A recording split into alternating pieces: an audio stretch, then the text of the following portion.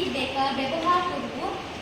ইয়াৰ উপৰিও আমি এটা নতুন কৌশল হাতত লৈছোঁ, সেইটো হৈছে যন্ত্ৰচালিত মেচিন। সেই মেচিন ৰাস্তাখনৰ 50 মিটাৰ আগত আৰু ৰাস্তাখনৰ 50 মিটাৰ দূৰত মাটিৰ তলৰ পৰা উদ্ভৱ হয় আৰু কোনো এটা গাড়ী স্পীডত আহিলে গাড়ীখনক ছিগনেল দিয়ে আৰু দুৰ্ঘটনাৰ পৰা ৰক্ষা কৰে।